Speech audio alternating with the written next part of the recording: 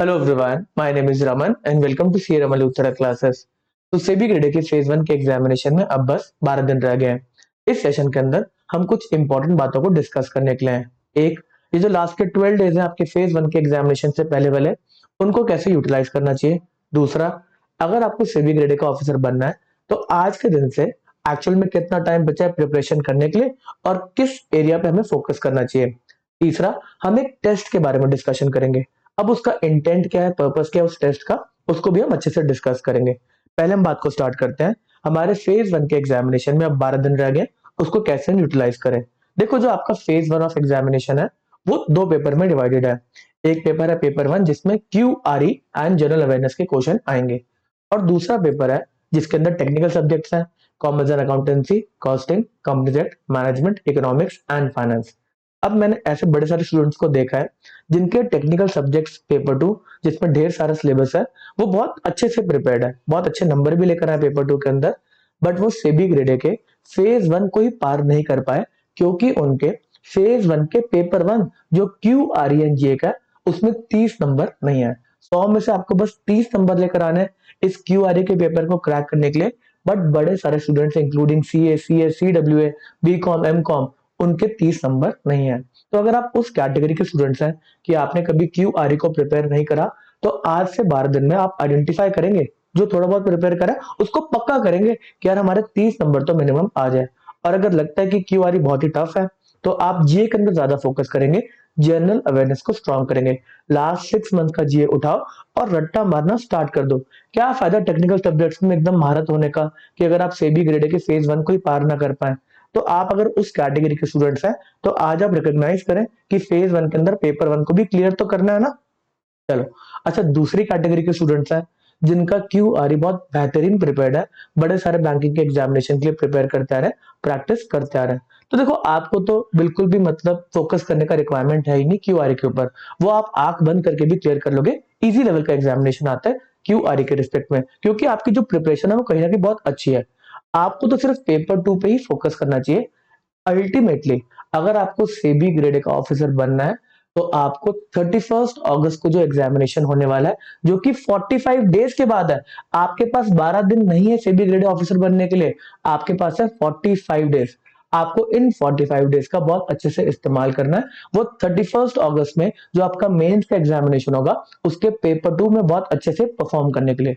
जो paper one है, जो इंग्लिश डिस्क्रिप्टिव का है, उसके बारे में पहली एक अच्छी खासी वीडियो ला चुका हूँ, जिसके अंदर मैंने बताया कि किस रेंज में मार्क्स आते हैं। जो डिसाइडिंग फैक्टर है वो आपका मेंस का पेपर टू ही है। आपके पास अच्छा खासा टाइम है, 45 डेज है।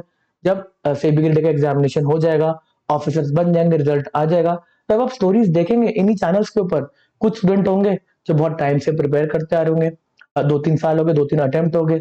कुछ स्टूडेंट होंगे जिनको पता ही तब चला होगा जब नोटिफिकेशन आई होगी, तब उनको पता चला होगा सेबी के एग्जामिनेशन भी होते हैं, उन्होंने तब प्रिपरेशन स्टार्ट करी होगी, और वो भी इस एग्जाम को क्रैक करेंगे।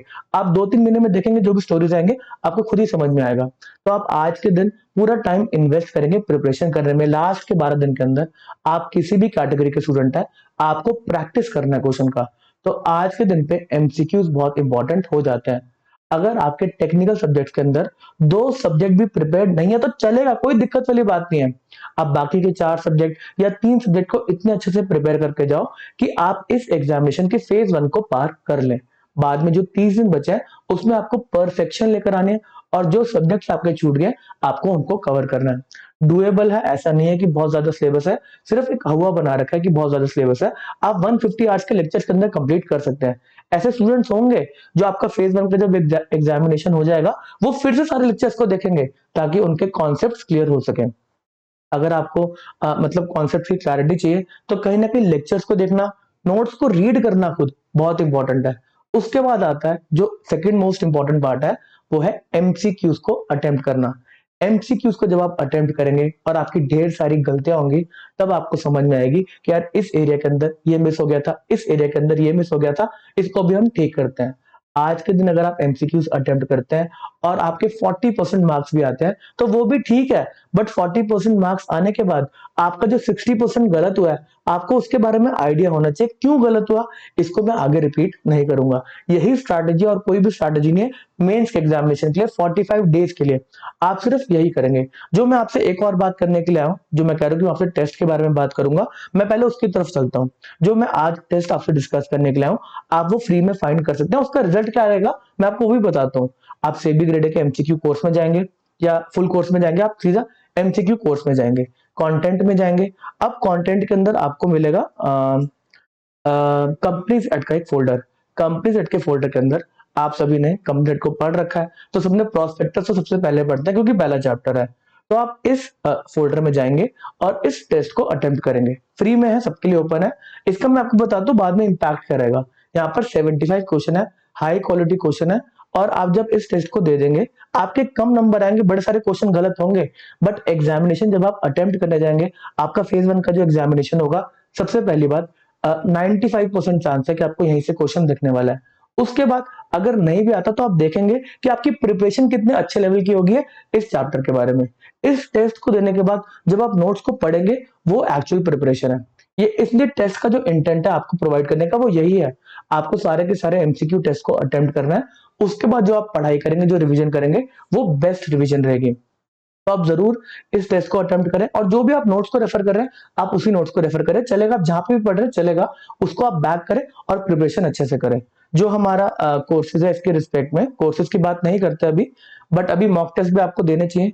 मैं फुल लेंथ, देखो मॉक टेस्ट तो इंपॉर्टेंट है, बट कहीं ना कहीं मेरे को ऐसा लगता है कि जो फेज 1 का एग्जामिनेशन है, फेज 1 के अंदर जो पेपर 2 है वो आप बहुत जल्दी टेस्ट को कंप्लीट कर लेंगे। जो मोस्ट इंपॉर्टेंट है वो टॉपिक वाइज टेस्ट है। आपका टॉपिक अच्छे से प्रिपेयर होना चाहिए। अगर आप अलग अलग टॉपिक को प्रिपेयर कर लेंगे तभी तो आप फुल लेंथ जो मॉक है जिसमें शफल्ड क्वेश्चन आएंगे उसमें अच्छा परफॉर्म कर पाएंगे।